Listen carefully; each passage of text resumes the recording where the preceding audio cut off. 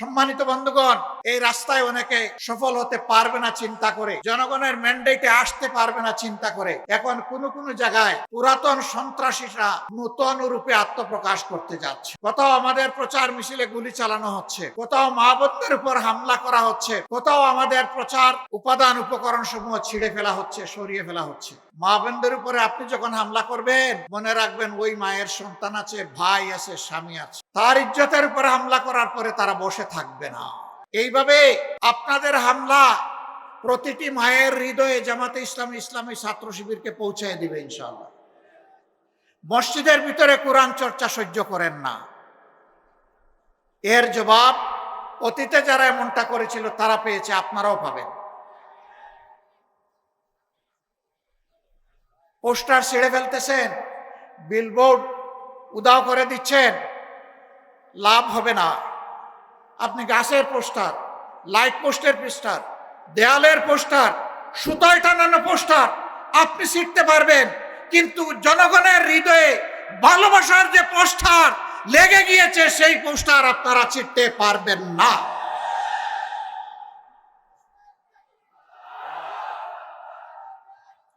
সম্মানিত ভাই ও বন্ধুগণ, বাংলাদেশে ৩০০টি আসন, বাংলাদেশ জামাতে ইসলামী দুর্নীতিমুক্ত, চাঁদাবাজ মুক্ত, যুবকদের স্বপ্নের বাংলাদেশ, এই প্রজন্মকে উপহার দেওয়ার জন্যে মহান আল্লাহর উপর ভরসা করে শপথ করেছে। আমাদের এই যাত্রা থামবে না। আমরা সরকারে গেলাম কি গেলাম না এটি বড় বিষয় নয়, আমরা জনগণের প্রয়োজনে পাশে থাকতে পারলাম কি পারলাম না এটাই বিষয়। আমাদের জানা মতো ৩০০ আসনে আমরা নিষ্কলুষ চরিত্রের লোকদেরকে আমাদের প্রতিনিধি হিসাবে, নমিনি হিসাবে, প্রার্থী হিসাবে দেওয়ার চেষ্টা করেছি। আমরা তরুণদেরকে এগিয়ে এনেছি। আমাদের অঙ্গীকার, আগামীর বাংলাদেশ তরুণদের বাংলাদেশ। তরুণদের সেই স্বপ্ন পূরণের জন্য আমাদের যারা নমিনি তাদের ৬২ ভাগ হচ্ছেন তরুণ। আমরা তাদের হাতে আগামীর সমাজের বাংলাদেশের পতাকা তুলে দিয়েছি।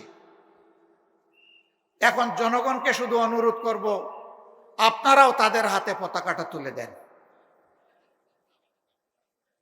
১৭ আসনে আমরা যাকে দিয়েছি তিনি একজন চিকিৎসক, তিনি একজন নিবেদিত প্রাণ সমাজসেবক।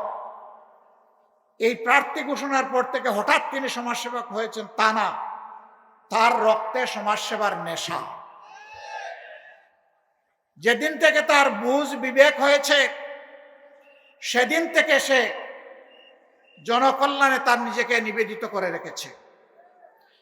তার জন্মস্থানের জনগণ জানে, যেখানে লেখাপড়া করেছে সেই এলাকার তার সহপাঠীরা জানে, আর এখানে তার বিচরণের ক্ষেত্রে এখন জনগণ হচ্ছে তার সাক্ষী।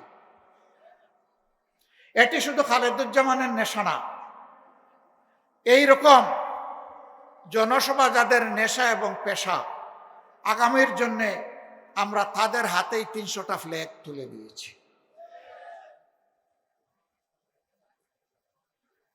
আমরা বিশ্বাস করি বাংলাদেশের শান্তিপ্রিয় জনগণ, আমাদের মা বোনেরা, তারা চান তাদের শিশুটি জন্ম নেওয়ার পরে তার প্রত্যেকটি অধিকার যেই সমাজ, যেই সরকার দিতে পারবে, তারা ওই সমাজ এবং ওই সরকারের জন্যই তারা অপেক্ষায় আছে।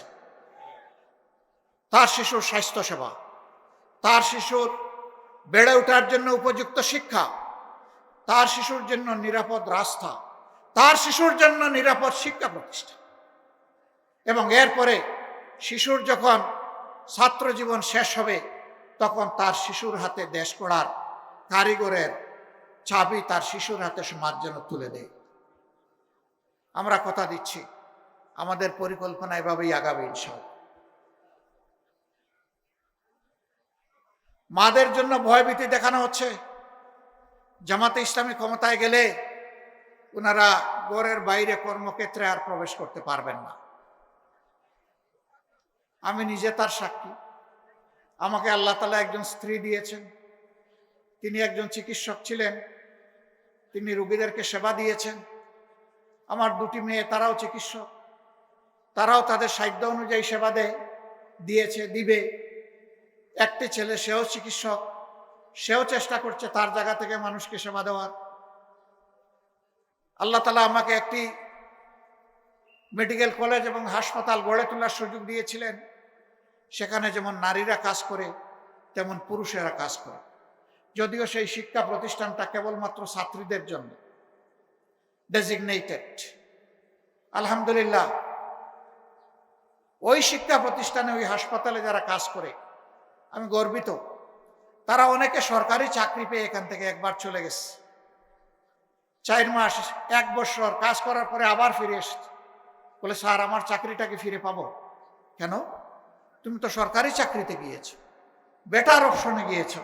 মানুষ সরকারি চাকরির জন্য পায়ের জুতা ক্ষয় করে ফেলে, তুমি সেই চাকরি পেয়ে আবার এখানে ফিরে আসবে কেন? কয় স্যার ওখানে চাকরি আছে, পদ আছে, চেয়ার আছে, ওখানে সম্মান নাই স্যার, আমি সম্মানের জন্য ফিরে আসতে চাই।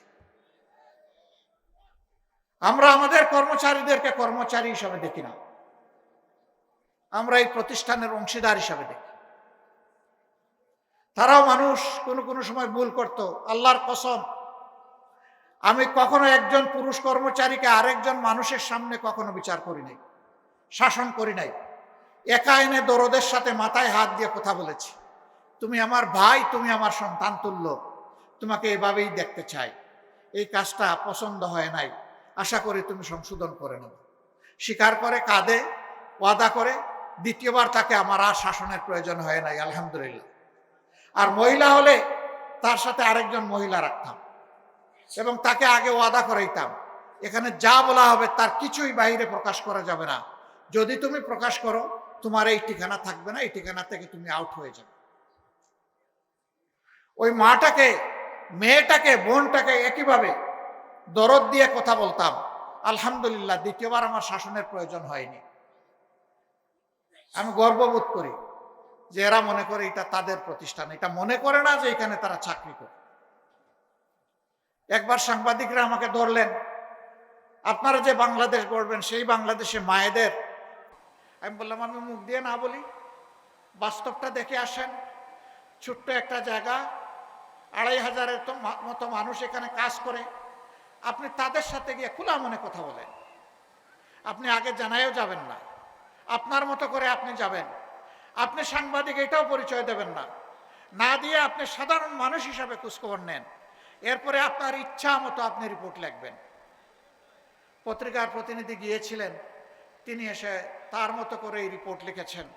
সবাই বলেছে এটাই যদি জামাতে ইসলামের মডেল হয় তাহলে এই বাংলাদেশটাই আমরা চাই। মা বোনেরা বলেছেন এই বাংলাদেশ আমরা চাই।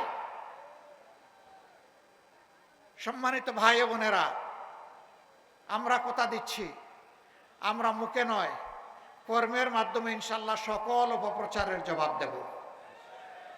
এই সমস্ত অপপ্রচার করে জনগণকে বিভ্রান্ত করার দিন শেষ। কেউ যেন আমরা না ভাবি যে আমি অন্যের চাইতে বেশি জ্ঞানী এবং চালাক। সবাইকে মনে করতে হবে আমার চেয়ে বাকি সব লোক জ্ঞানী এবং চালাক। চালাকি যিনি করবেন দোরা তিনি খেয়ে যাবেন, তিনি পালাতে পারবেন না, জনগণের জালে বন্দী হয়ে যাবেন। আমরা আপনাদের কাছে খোলামেলা আহ্বান জানাতে চাই, আমরা মুখে যা বলি তার যদি বিপরীত আপনারা কিছু আমাদের মাঝে পান, আমাদেরকে সংশোধন করার জন্য পরামর্শ দেবেন। যদি আপনার পরামর্শ দেখেন যে কাজে লাগে নাই, আমাদেরকে ত্যাগ করবেন এবং ঘৃণা করবেন।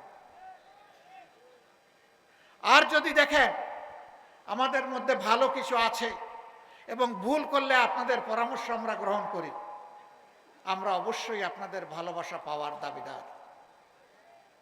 কারণ আমরা বিশ্বাস করি জনগণ আমাদের চাইতে এই দেশকে কম ভালোবাসে না।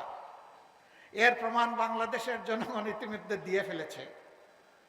5 আগস্ট পরিবর্তন হওয়ার পর 6, 7, 8 বাংলাদেশে কোনো সরকার ছিল না। আমি ঠিক বললাম না বেঠিক বললাম?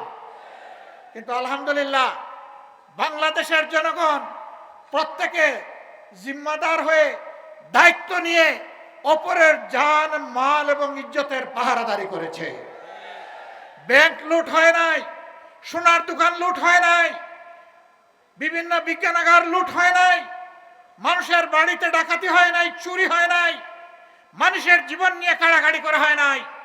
বাংলাদেশের মানুষ প্রমাণ করেছে আপামর জনগণ তাদের দেশকে এবং মানুষকে ভালোবাসে।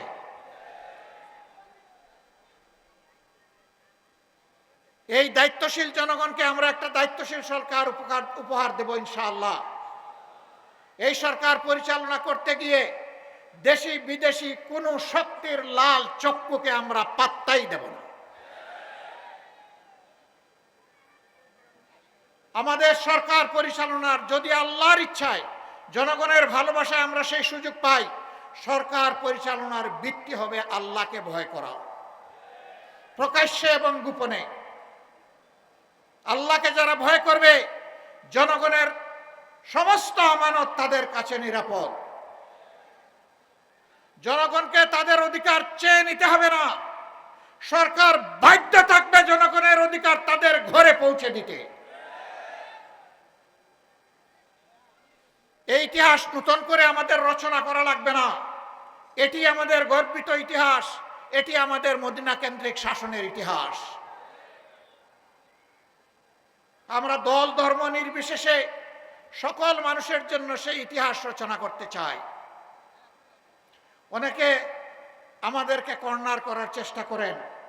বাংলাদেশ জামাতে ইসলামী যেহেতু কোরআন কেন্দ্রিক একটি দল, সেই কারণে অন্য ধর্মের লোকেরা তাদের হাতে নিরাপদ হবেন না। আমি মহান আল্লাহর উপর ভরসা করে চ্যালেঞ্জ দিলাম, 54 বছরের স্বাধীন বাংলাদেশে বাংলাদেশ জামাতে ইসলামীর কোন নেতা কোন অন্য ধর্মের লোকের উপর জুলুম করেছে, তার জমি দখল করেছে, তার ইজ্জতের উপর হাত দিয়েছে, তার সম্পদ লুণ্ঠন করেছে? সাহস থাকলে আমাদেরকে বলে দেন। আমরা সেই দুষ্ট লোক তৈরি করি না। মহান আল্লাহ আমাদেরকে শিক্ষা দিয়েছেন, যেই দেশে মুসলমানরা সংখ্যাগরিষ্ঠ হবে সেই দেশে আল্লাহ বলতেছেন, অন্য ধর্মের লোকদেরকে আমি তোমাদের কাছে আমানত রাখলাম, যদি তাদের অধিকার কেউ হরণ করে। আল্লাহর নবী বলছেন, হাসরের দিন ওই মুসলিম নামের জালিমের বিরুদ্ধে আমার আল্লাহর দরবারে আমি হব বাদী, তার বিরুদ্ধে আমি করব মামলা দায়ের। আমরা আল্লাহ তাআলাকে ভয় করি, আমরা আমাদের এই সমস্ত ভাই বোনদেরকে সম্মান করি। ধর্মীয় কোনো বিশ্বাস ধারণ করা প্রত্যেক নাগরিকের নিজস্ব ব্যাপার, এখানে কোনো জোর জবরদস্তি চলবে না। আমি যেমন পছন্দ করব না আমার উপর কেউ তার ধর্ম চাপিয়ে দিই, আরেকজনও তেমন পছন্দ করবে না তার উপর আমার ধর্ম আমি চাপিয়ে দিই। এটা চাপাচাপির কোনো জায়গা নয়।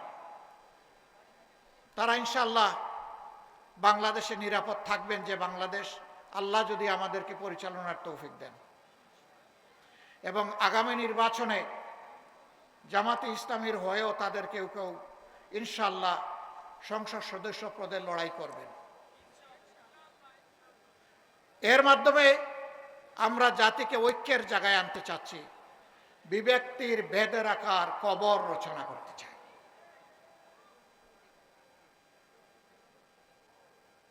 সম্মানিত এলাকাবাসী, কথা অনেক হয়ে গেছে, আজকে জুমাবার, আমরা সবাই জুমার নামাজে শরীক হব।